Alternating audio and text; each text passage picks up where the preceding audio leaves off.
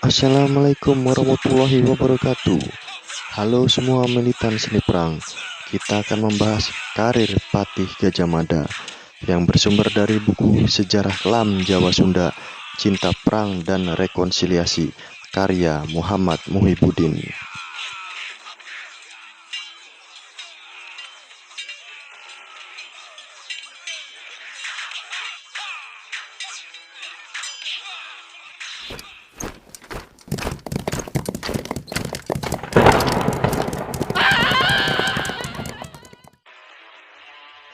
Ketika Jayanegara diangkat sebagai Raja Majapahit, Gajah Mada masih menjabat bekal yang membawahi 15 pasukan.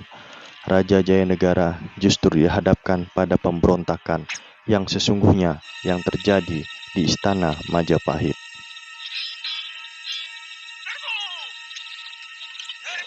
Pemberontakan itu adalah pemberontakan yang diorganisir oleh salah seorang Dharmaputra yang tidak suka dengan Jayanegara yang bernama Kuti.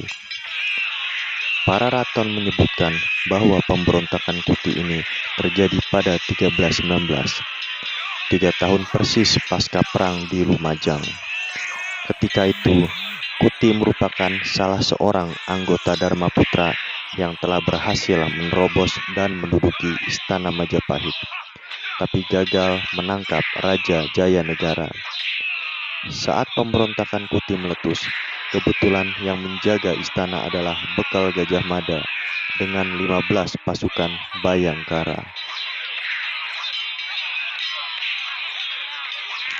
Dengan kemampuannya yang tangguh, maka bekal Gajah Mada mampu menyelamatkan Raja Jayanegara dari kudeta Kuti dan menyembunyikannya di desa Badander.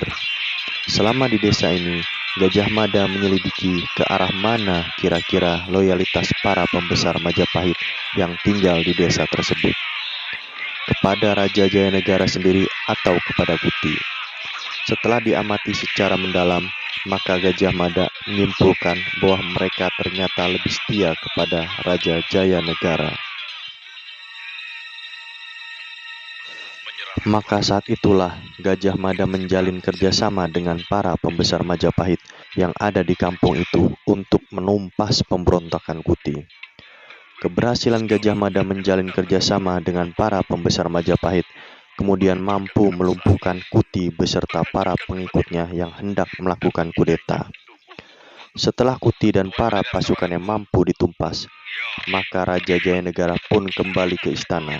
Setelah berhasil menumpas pemberontakan Kuti tersebut, Gajah Mada pun meminta cuti 2 bulan.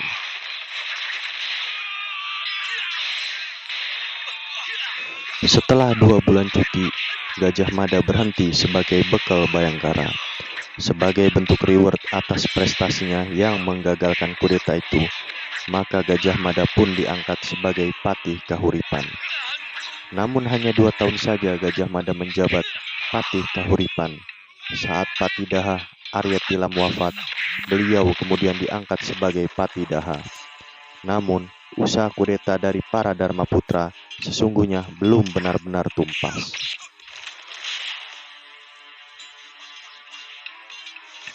Salah satu anggota Dharmaputra yang juga tidak suka dengan Jayanegara masih hidup, yaitu Tanca.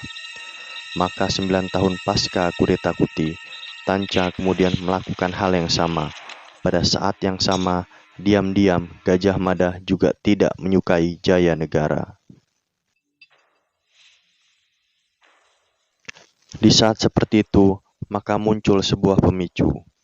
Raja Jayanegara dikabarkan sering kali menggoda dan bertindak tidak senonoh terhadap 2 putri kerajaan, Putri Tribuana Tunggadewi dan Dyahwiyah Raja Dewi Maharajasa. Kedua putri ini sebenarnya juga anak Kertarajasa Kertawardhana dari istri Gayatri. Jadi kedua putri tersebut sesungguhnya masih saudara Jayanegara, hanya lain ibu.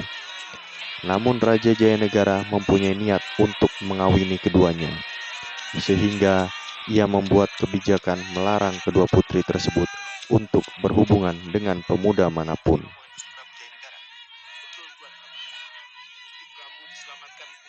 Saat Jayanegara berbuat tidak senonoh terhadap kedua putri tersebut, Tanca melaporkannya kepada Gajah Mada, yang saat itu menjadi Patidaha. Namun Gajah Mada yang saat itu juga mulai tidak menyukai Raja Jayanegara, tidak langsung melakukan tindakan apapun. Ia menunggu kesempatan yang lebih tepat. Kebetulan Raja Jayanegara saat itu kakinya terkena penyakit bisul. Tanca yang kebetulan sebagai ahli kesehatan istana dipanggil ke istana untuk mengobati luka sang raja tersebut. Maka kesempatan ini pun tidak disia-siakan oleh Tanca untuk menghabisi Raja Jayanegara. Maka dengan diantar oleh Gajah Mada, Tanca pun masuk ke kamar raja. Di dalam kamarnya, raja sedang berbaring dan menahan rasa sakit yang ada di kakinya tersebut. Proses pengobatan pun dimulai. Sang raja dipersilakan membuka selimutnya. Setelah itu, Tanca kemudian memotong bisul sang raja. Namun setelah bisul berhasil dipotongnya, Tanca langsung melanjutkan dengan menusukkan pisaunya ke lambung sang raja.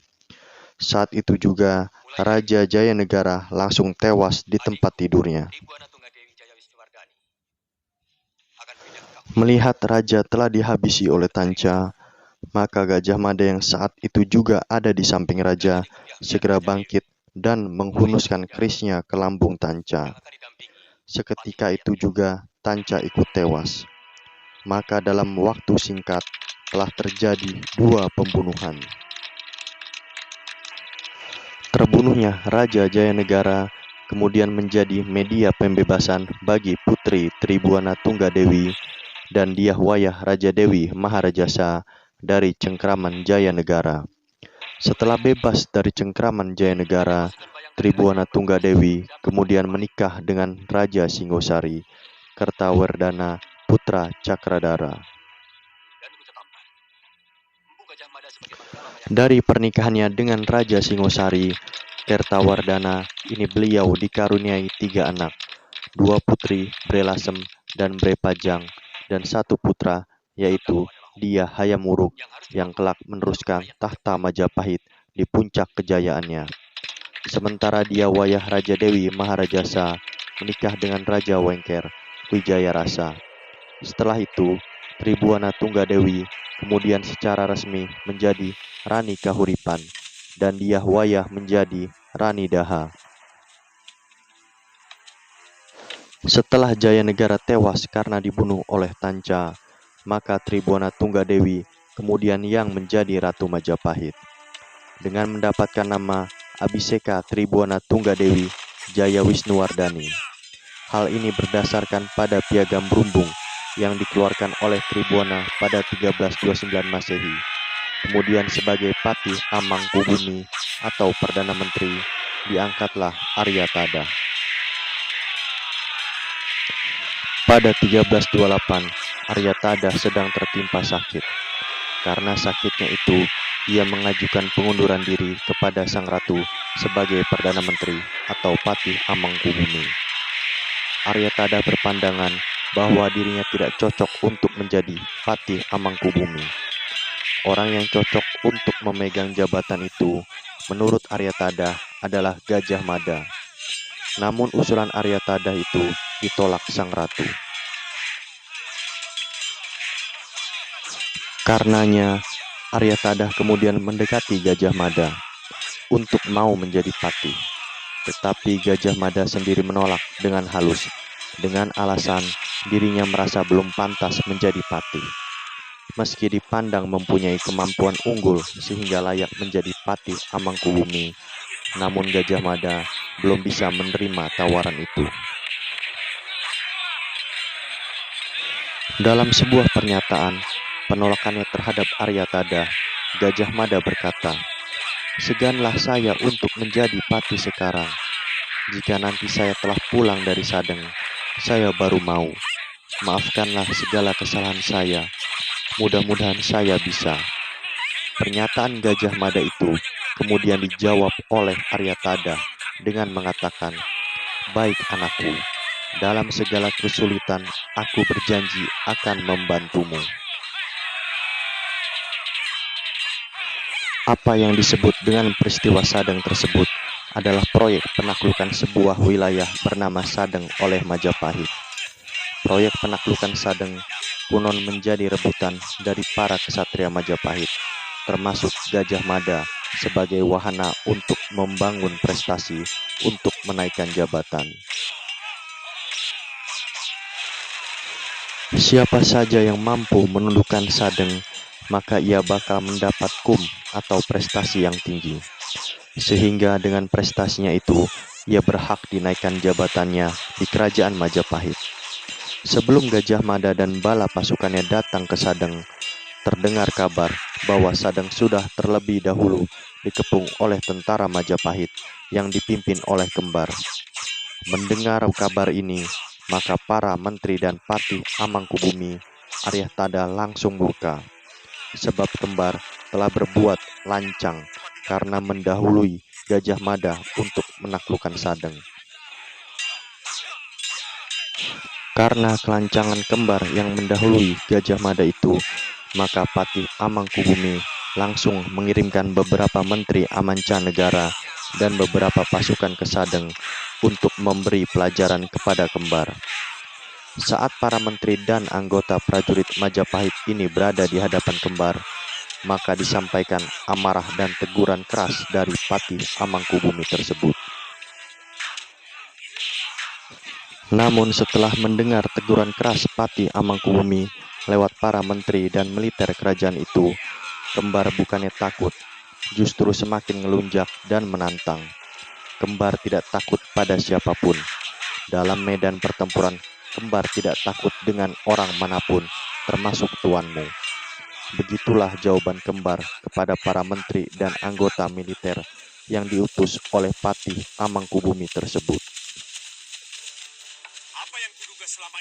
Setelah mendengar jawaban di Sadeng tersebut, para utusan itu pun segera pergi melaporkannya pada tuannya. Kondisi Majapahit akibat proyek Sadeng ini semakin memanas antara kubu Kembar versus kubu Gajah Mada. Maka segera diambil sebuah tindakan untuk memadamkan persengketaan kedua kubu tersebut demi tercegahnya konflik terbuka di antara para kesatria Majapahit. Sebagai langkah awal untuk meredam konflik di antara dua kubu karena proyek Sadeng tersebut, maka Sang Ratu Tribuana Tunggadewi langsung turun tangan sendiri. Sang Ratu langsung bergerak dengan diikuti oleh sejumlah militernya menuju Sadeng, hingga akhirnya Sadeng mampu ditaklukkan oleh Sang Ratu, dan bukan prestasi Kembar maupun Gajah Mada. Meski demikian, orang-orang yang terlibat dalam proyek penaklukan Sadeng tetap mendapat apresiasi dari Sang Ratu.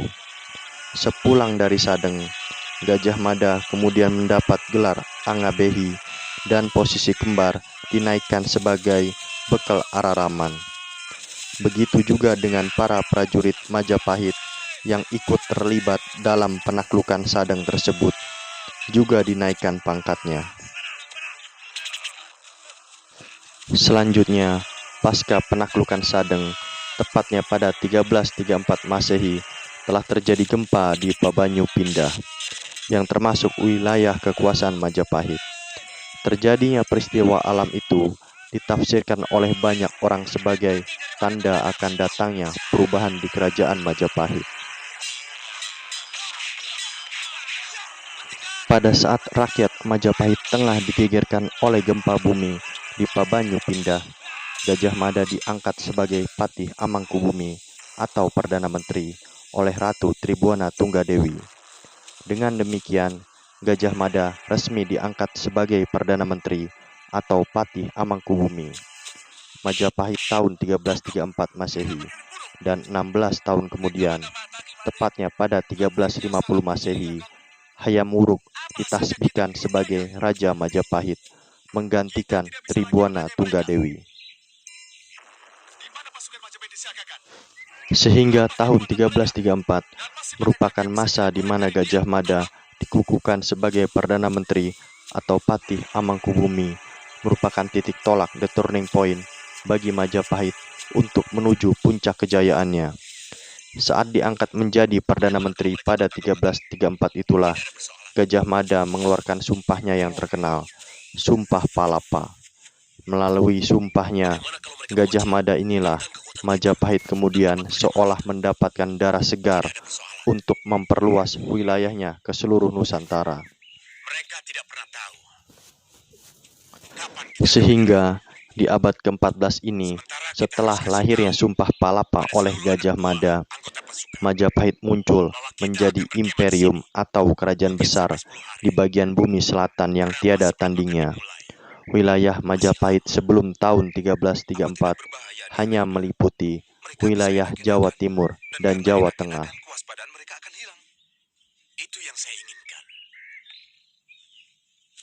Namun setelah 1334 yang didorong oleh agenda politik yang ada dalam Sumpah Palapa, wilayah Majapahit menjangkau ke berbagai wilayah di seluruh Nusantara. Bukan hanya wilayah-wilayah yang sekarang masuk di Indonesia, tetapi juga wilayah-wilayah yang ada di luar Indonesia sekarang, seperti Singapura, Semenanjung Malaya, dan Brunei. Dan program politik Gajah Mada untuk memperluas wilayah Majapahit melalui Sumpah Palapa itulah yang juga memicu terjadinya Perang Bubat, yaitu sebuah rencana pernikahan yang justru berujung perang antara tentara Majapahit yang dipimpin oleh Gajah Mada dengan rombongan kerajaan Sunda di Pesanggerahan Bubat.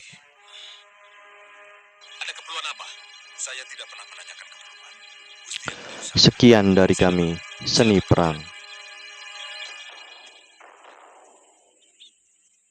Bila Anda senang dengan video ini, bisa diklik like dan subscribe. Bila Anda rasa video ini bermanfaat, bisa di-share dan komen di kolom komentar. Mohon maaf bila ada kekurangan dan kesalahan. Sampai jumpa di video-video selanjutnya. Anak buah hamba itu ikut berperang ke Lumajang. Kalau ternyata laporanmu bohong, aku bisa menghukummu. Jangan salah. Salam Seni Perang. Sandi untuk menyelidiki masalah ini. Ampun Gusti Ratu. Ampun. Buat apa hamba berbohong, Gusti? Apa untungnya buat hamba? Orang suruhanku sudah ketemu Cakradara. Dan dia bersumpah tidak pernah membawa lari siapapun. Mungkin dia berbohong, Gusti Ratu. Atau kamu yang bohong. Tapi bisa jadi anak buah hamba salah lihat. Orang lain yang membawa lari putri Nyai Paricara. Disangka Pangeran Cakradara. Hamba mohon ampun. Kalau ternyata yang terjadi adalah